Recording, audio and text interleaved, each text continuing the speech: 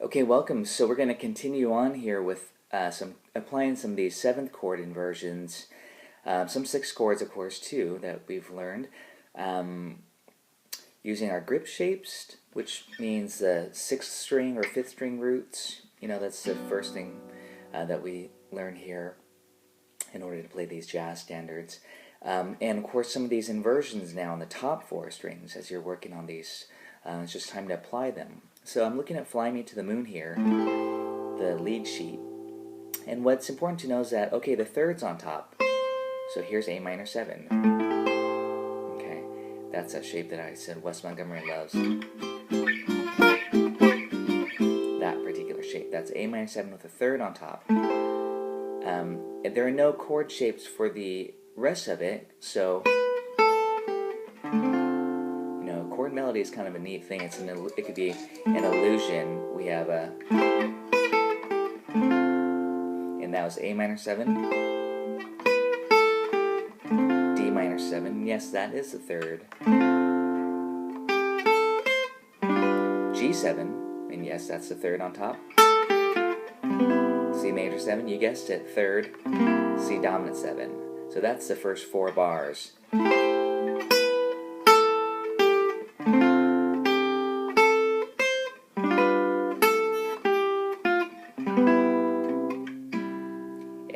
You guessed it again, F major 7, the third on top.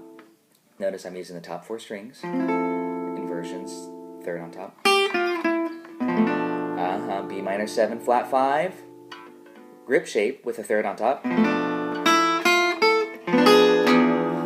Notice the E7, I'm using our diminished sub trick. That's G sharp diminished 7, 4th fret. And I put the E in the bass. I'm just kind of using our little folk version of A minor 7. That's our grip shape, by the way. To the A minor 7. In other words, in parentheses, I put a 1 here. That'd be kind of the third in the bass, by the way. Some people would call that F6. And if you call D minor 7, F6 are the same chord. Just an inversion and renaming. In other words, and then G7, shell. C major 7, grip shape. The 5th is on top, by the way. E minor 7, A7. And what I'm doing there is a sub, actually. The chart says A7, but I'm putting E diminished 7. That's our diminished substitution trick again. I'm on the 5th degree.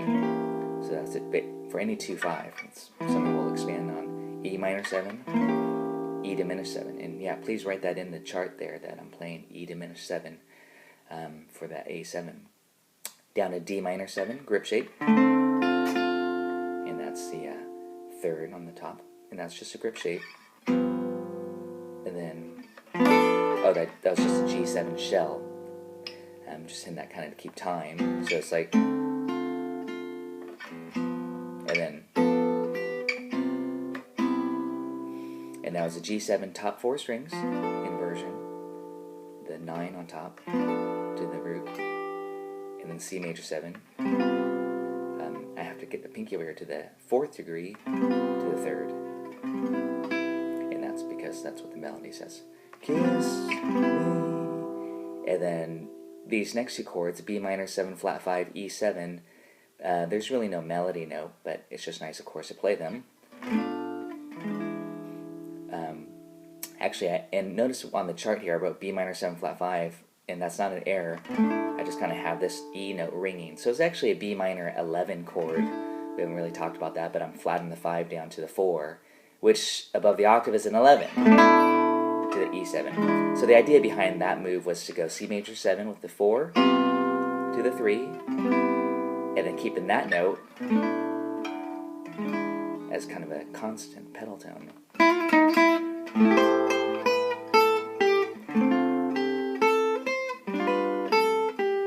Back to the top, F major 7.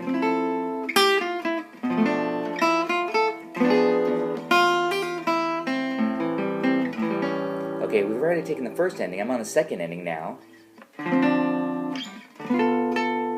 That was a D minor 7 to the D minor 6. We've talked about that movement, filler, minor 7, minor 6. But I'm actually using 2 shapes too, minor 7. Because because of the melody again. And that's the 5th on top. G9, because of the melody, it should just be G7, but the melody is actually holding steady. And then way up here, and that's that sus again, G7 sus4 to the 3. And then E minor 7, that's the 3rd grip shape. You can use a lot of grip shapes on this version. And yes, there's that diminish. And on that A7, I put that E diminished again. And yeah, on that dominant chord, let's,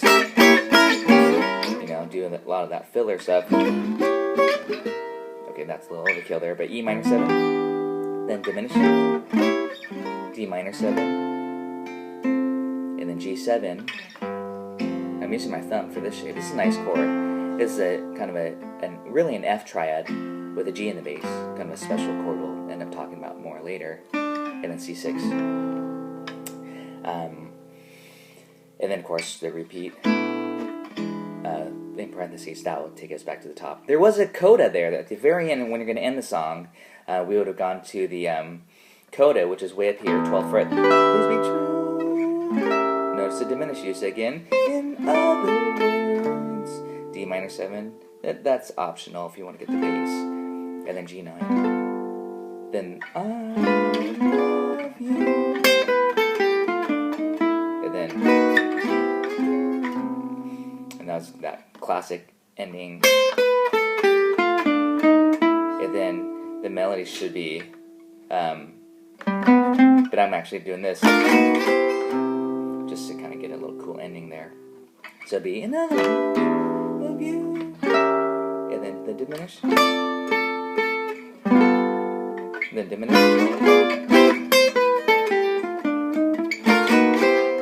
You wrap your thumb around there, and those are that's an inversion of a major 7 with a root on top. Actually, nice little chromatic from below, chromatic, a whole step going chromatically. So here's a review.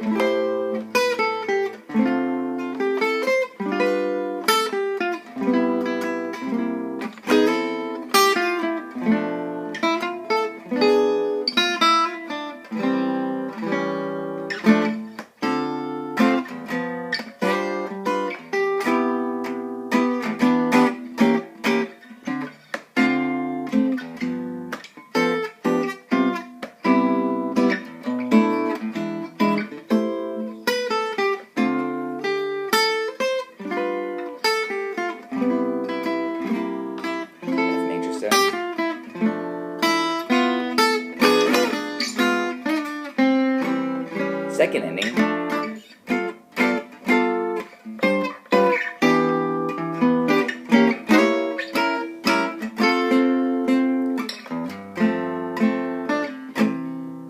And then back. And you can take liberties with the rhythm. You can do finger style.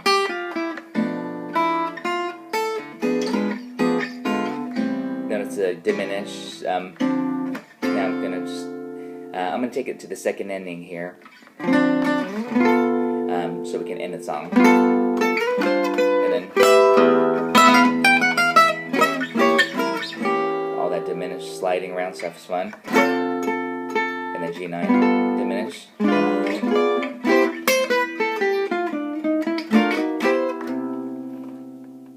Of course, you can end it in many different ways, but that was just the ending I wrote out there for you. And so yeah, there you go. Play around with those shapes, and you can start to improvise off of it and have a nice chord melody arrangement, Fly Me to the Moon, and start to apply these concepts to other songs.